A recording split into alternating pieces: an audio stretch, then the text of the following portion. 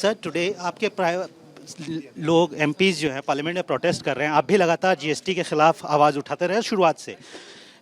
कैसे आप क्या रिक्वेस्ट करना चाहेंगे हमारे वित्त मंत्री को, हमारे प्रधानमंत्री को? पहली बात तो यह है, मैं मोदी साहब को मुबारकबाद देना चाहता हूँ, बधाई देना चाहता हूँ, क्योंकि इतने बड़े विजनरी प्राइम मिनिस्टर तो कोई थे नहीं जिन्होंने जन्म से लेके मृत्यु तक किसी को भी नहीं छोड़ा जीएसटी में। जो बच्चे जो हॉस्पिटल में जिनकी जहाँ जन्म होती है वहाँ उसको भी आज टैक्स के दायरे में ला दिया जीएसटी में, उसको भी एक्सपेंसिव बना दिया। साथ ही साथ जो बच्चे दूध पीते हैं उसको भी आज 5% जीएसटी उस पर भी लागू किया।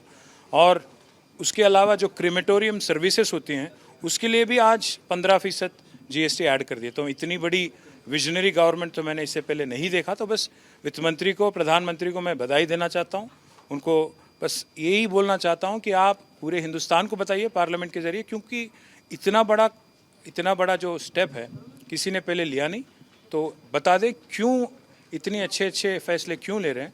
और जबकि हिंदुस्तान 30 साल में सबसे हाईएस्ट इन्फ्लेशन में आज हिंदुस्तान है, जब common man of India, common citizen of India already ये जो प्राइस राइज हैं इसके वजह से बहुत तकलीफ में हैं, बहुत दुखी हैं, तो आप उस पर और बोझ डालने की क्यों कोशिश कर रहे हो? बस ये बता दें पार्लियामेंट के जरिए, बहुत हम लोग आभारी रहेंगे। रुपए 80 रुपए हैं हो चुके हैं डॉलर के मुकाबले। गैस की कीमतें 1000 रुपए से ज़्यादा हैं तेलंगाना में।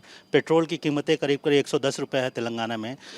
कैसे ये जो इन्फ्लेशन है, एक मिडिल क्लास कैसे इसको अफोर्ड कर रहा है? आप लगातार प्रोटेस्ट कर रहे हैं, प्रोटेस्ट के अलावा और क्या टीआरएस का फैसला है, कैसे आगे लेके जाएंगे? पहली बात तो यह है कि मोदी साहब को, हिंदुस्तान को माफ़ी मांगना होगा, क्योंकि उन्होंने खुद कहा था, याद होगा आपको, 2013 में 12 में गला फाड़ के बोल रहे थे कि 50 रुपया हो गया है हमारा डॉलर के खिलाफ, रुपया 50 रुपया हो गया है, और पाकिस्तान का रुपया क्यों नहीं गिरता, नेपाल का रुपया क्यों नहीं गिरता, श्रीलंका का क्यों नहीं गिरता, सिर्फ हिंदुस्तान में ही क्यों होता है? ये मोदी साहब ने खुद कहा जब वो चीफ मिनिस्टर गुजरात थे।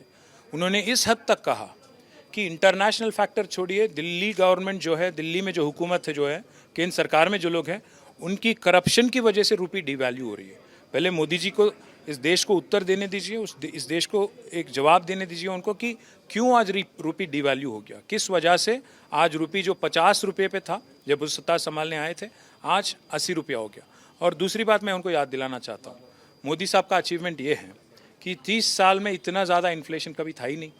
और दूसरी बात यह है कि 45 साल में इतना ज़्यादा अनएम्प्लॉयमेंट कभी था ही नहीं।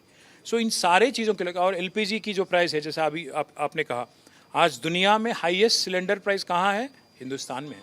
तो मैं पहली बात तो एनडीए गवर्नमेंट से पूछना चाहता हूँ, पहले आप इस देश के जनता को जवाब दीजिए, उत्तर दीजिए कि आपने जो आश्वासन आपने देश को दिया था कि आपके आने के बाद 40 रुपया हो जाएगा $1, आपके आने के बाद अमेरिकन आएंगे हिंदुस्तान में सिटीजनशिप लेने, आपके आने के बाद आपने कहा था कि महंगाई कम होगी। इन सारे चीज़ों के बारे में पहले मोदी सरकार और स्वयं प्रधानमंत्री नरेंद्र मोदी देश को जवाब दें, बताइए कि उन्होंने किया क्या अभी तक इन्फ्लेशन करेक्ट करने को, इन्फ्लेशन रिड्यूस करने को गवर्नमेंट ऑफ इंडिया ने किया क्या, सिवाय कॉमन मैन को बर्डन करने के अलावा उन्होंने किया क्या, ये भी उनको बताना होगा। फिर बाद में अगर राज्यों को आगे ले जाने वाली जो टीम इंडिया बात या कोऑपरेटिव फेडरलिज्म की जो बात होती है, हम याद दिलाना चाहते हैं उनको, जीएसटी काउंसिल मीटिंग में भी हमने इसका अपोज किया। हमने कहा कि ये जो 5% 6% वाली जो टैक्स बात हो रही है दही पे और दूध पे और चावल पे, ये सरासर गलत है, हमने कहा, वो माने नहीं। और जीएसटी में याद दिलाना चाहता हूँ, जीएसटी काउंसिल जो है वो रिकमेंडेटरी है, वो कोई बाइंडिंग नहीं है गवर्नमेंट पे कि काउंसिल बोल दिया तो बस करो। जो आपको अच्छा लगा वो आप करते हो और क्रेडिट खुद लेते हो, जो अच्छा नहीं लगा, जिसका रिएक्शन नेगेटिव है, तो काउंसिल पे डाल देते हो। ये पूरा दुनिया देख रहा है, पूरा हिंदुस्तान देख रहा है, ज़्यादा दिन छुपा छुपी नहीं चलेगी। आखिरी सवाल सर, पार्लियामेंट के अंदर कैसे टीआरएस इस लड़ाई को आगे लेके जाएगी? पिछले 2 दिन से हम लोग, जब ऑल पार्टी मीटिंग हुई थी कल और जो फर्स्ट डे ऑफ सेशन हुआ था, महंगाई पे, जीएसटी पे रोल बैक के लिए हम लोग मांग कर रहे हैं।